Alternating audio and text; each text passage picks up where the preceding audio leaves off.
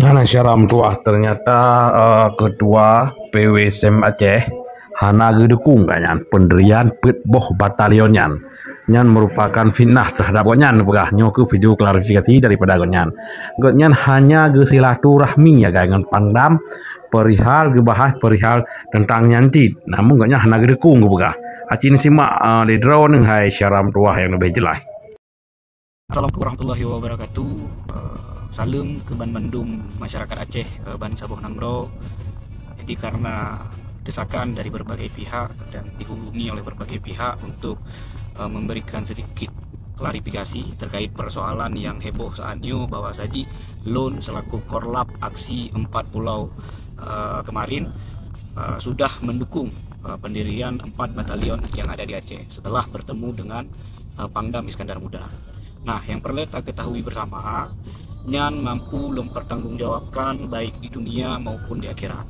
Pertemuan kamu dengan Pangdam Iskandar Muda, Nyan merupakan silaturahmi dan membahas isu-isu aktual yang sedang terjadi di Aceh, termasuk terkait 4 pendirian batalionnya. Mebacut dan hana pernah Lun sampaikan bahwa Saji Hilun Tuan mendukung pendirian 4 batalion yang di Aceh. Yang mampu mempertanggungjawabkan. Tidak pernah lahir dari mulut Ilham Rizky Maulana mendukung pendirian 4 batalionnya.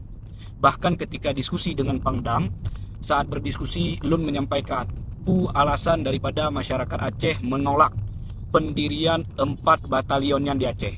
Yang pertama Lun sampaikan Nyan berkaitan dengan histori sejarah daripada rakyat Aceh. Yang kedua Lun sampaikan Nyan bertentangan dengan butir-butir MOU Helsinki. Jadi dalam butir-butir MOU Helsinki Nyan ketika Lun sampaikan Pak Pangdam di dalam MOU disampaikan bahwasanya personil polisi organik itu berjumlah 9.100 dan personil tentara itu berjumlah 14.700. Ya, jadi kamu jak merumpok Pangdam ingin mendengarkan dan diskusi terkait urgensi pendirian daripada 4 batalionnya dan melihat dari sisi pro dan kontra. Nah, jadi kon yang lagi diberitakan oleh media bahwa Saji Lun kalun mendukung pendirian 4 batalionnya. Nyan merupakan fitnah yang sangat kejam dan menyesatkan. Dan bagi Lun Nyan merupakan pembunuhan karakter. Ya, jadi dia tanya Mbak Anu. Betul yang aku sampaikan dengan Anu. Jadi memang yang menggiring, yang pegah meno, yang pegah mudi, tam laki mantong ba Allah Subhanahu wa taala semoga urung yang fitnah Lun Nyan bersabi gepu ahli Allah dan bersabi dalam lindung Allah Subhanahu wa taala. Mungkin yang mentong yang dapat Lun sampaikan, Lun laki maaf atas kesilapan dan kesalahan Lun. Assalamualaikum warahmatullahi wabarakatuh.